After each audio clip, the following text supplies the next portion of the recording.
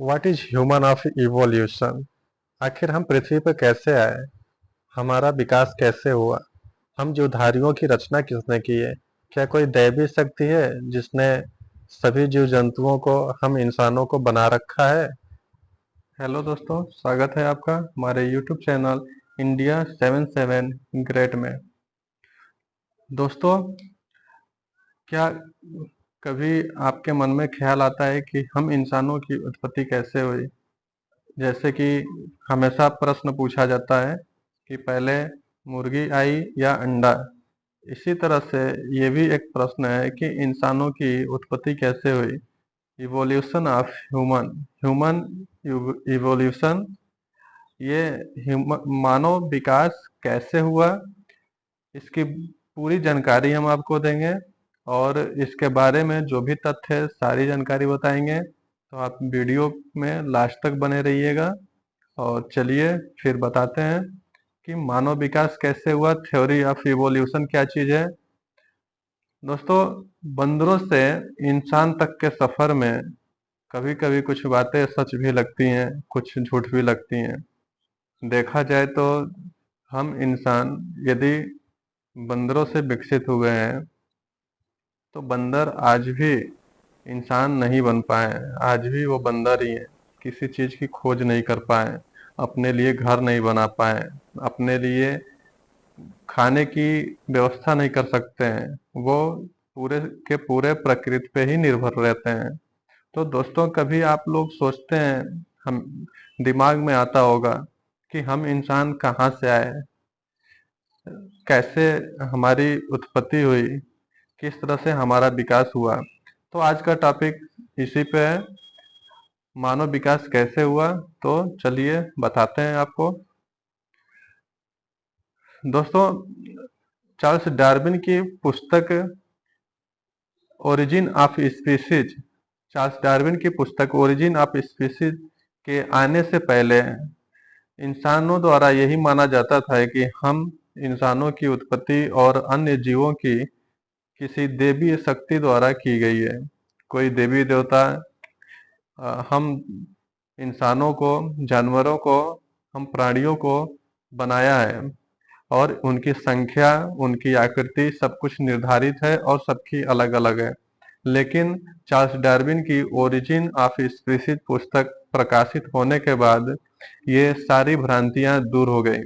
Charles Darwin की इस पुस्तक का काफी लोगों ने विरोध किया। जो भी धार्मिक थे, वो धार्मिक लोग इनकी पुस्तक का बहुत विरोध किए। कोई मान ही नहीं सकता था कि चार्ल्स डार्विन का ये कहना है कि हम बंदरों से इंसान बने हैं। तो चलिए इसके बारे में डिटेल में बताते हैं। दोस्तों, आपको पता है कि चार्ल्स डार्विन ने कई साल पहले भविष्यवाणी की थी कि मनुष्यों का विकास होमो सैपियंस से हुआ है। मनुष्यों का विकास होमो सैपियंस से हुआ है। होमो सैपियंस हमारे पूर्वज हैं, ये चार्ल्स डार्विन का कहना था।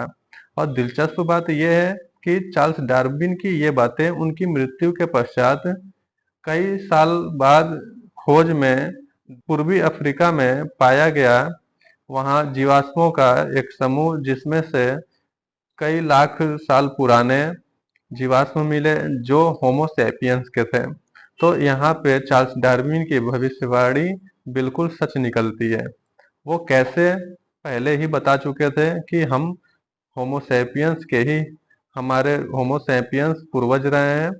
तो इस तरह से चार्ल्स डार्विन की भविष्यवाणी वहाँ सच निकलती है। उसी तरह से उत्तर दक्षिण में भी कुछ साल बाद ह्यूमन जीवाश्म मिले जो बिल्कुल हमारे ही पूर्वज रहे हैं। तो चार्ल्स डार्विन की वहां भी बात सच निकलती है। दोस्तों, देखा जाए तो विकास क्यों, कब, कैसे, किस समूह द्वारा हुआ है, इसकी उत्तर उन्होंने अपनी एक दूसरी पुस्तक डिसेंट ऑफ मैन में उन्होंने दिया है।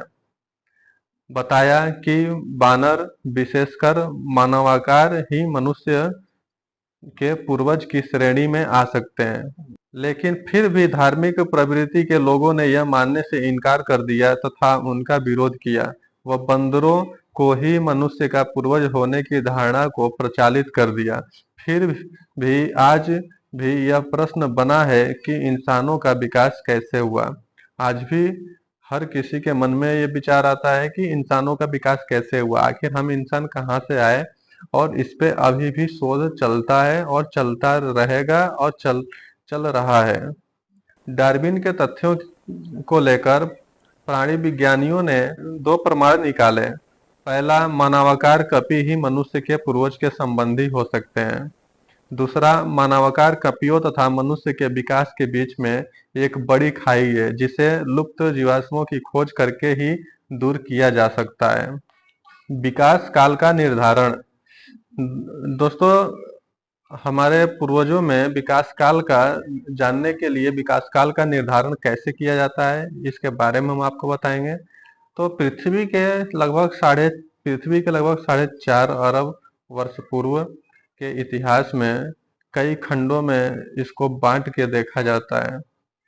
इसको पहले कल्प, एरा, पीरियड और युग अर्थात इसको इपाक भी बोला जाता है, जिसमें सबसे छोटी इकाई इपाक है, जिसकी शुरुआत 11,700 साल पहले हुआ।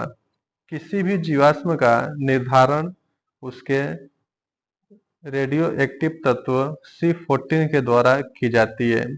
रेडियो एक्टिव तत्व C14 किसी भी जीवाश्म का जांच करके वो बता सकता है कि वह कितना पुराना है। लेकिन एक खास बात यह है कि कार्बन 14 द्वारा C14 द्वारा केवल 50,000 साल पूर्व तक की ही जीवाश्मों की जांच की जा सकती है। मानव विकास के जीवाश्म का क्रम कुछ इस प्रकार से है।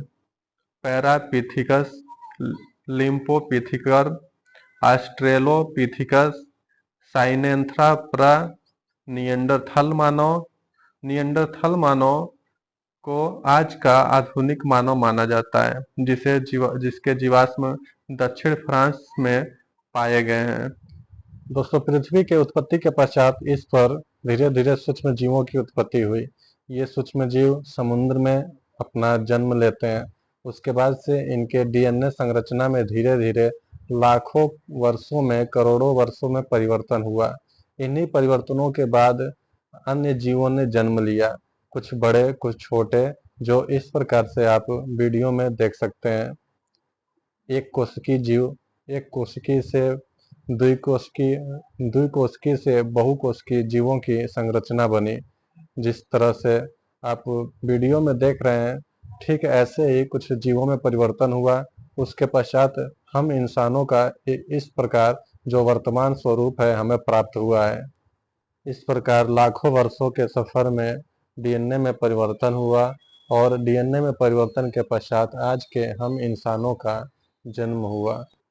इसके बारे में कुछ और जानकारी अगले वीडियो में आपको देंगे।